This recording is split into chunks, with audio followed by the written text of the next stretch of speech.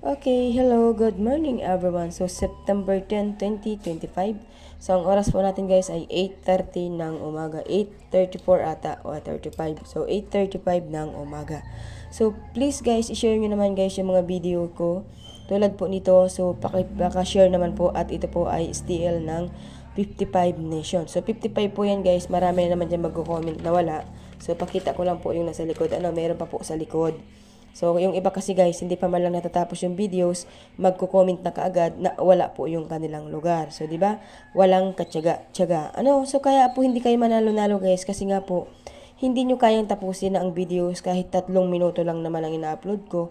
Kadalasan nga 1 minuto lang, di ba? Bakit wala kayong guys? Wala kayong tiyaga na tapusin ang videos. Hindi naman po tayo inaabot ng 1 oras kasi hindi naman tayo naka-live. So, dapat guys, marunong po tayong magtiis. So, gaano ba tiisin yung 1 minuto, 2 minuto? Tapos magko-comment yan wala. Paano kasi sasabihin ng wala, hindi naman tinapos, di ba? So, yung magtatanong dyan guys, halimbawa ngayong umaga po ang lumabas ay isa lang dyan sa numero na yan, please guys, yun pa rin ang tatayaan natin hanggang sa gabi. Hindi po yung paulit-ulit po ng tanong ha, yung may lumabas, ano po yung sumada nito? Pag lumabas naman, ano pong sumada nito? Oh my goodness. Yan na nga po yung sumada natin. Magtatanong yung iba, Madam, pahingi po ng aalagaan, pero hindi naman nila inaalagaan, di ba? So, mga nagpapakode naman, pag nagbigyan mo naman ng code, hindi naman din tinatayaan. Pag lumabas na, anong sasabihin sa akin? Madam, late ko po na kita, o di ba? Para mayroon lang irason. Madam, wala po kasi madam yung tatayaan, o di ba? Galing. So, talaga guys, nakakapanghinayang. Kaya minsan tinatamad ako magbigay ng code. Dahil nga po sa wala naman kadalasan nananalo kahit tumatama yung numero, wala naman guys tumataya. Kunyari lang yung mga nagpapakode na yan, pero hindi naman nila talaga tatayaan, di ba? Walang ganang mag-code kasi hindi naman po talaga totally inaalagaan or tinatayaan. So, sayang lang po guys yung effort. Kung pa-code-code lang nga, napapagod lang tayo kako-code, tapos wala naman talaga nangyayari. So, sayang lang din po talaga palagi. So, dapat po guys, kapag binigyan, tayaan, alagaan. Kasi po, ang iba hindi naalagaan hanggang 7 days or 3 days, di ba?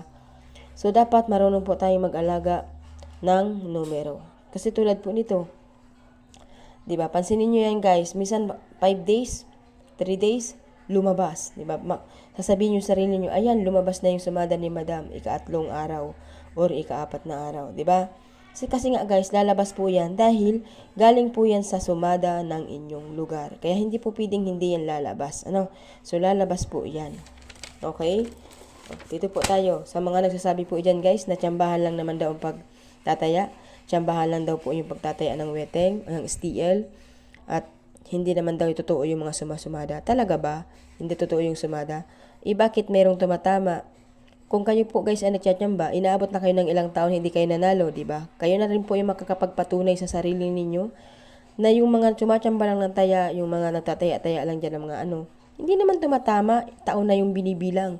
Hindi tulad ng nagsusumada guys na at least nakakatama. So natsatsambahan. Ito yung tinatawag nating natsatsambahan yung labas kapag tayo po ay nagsusumada.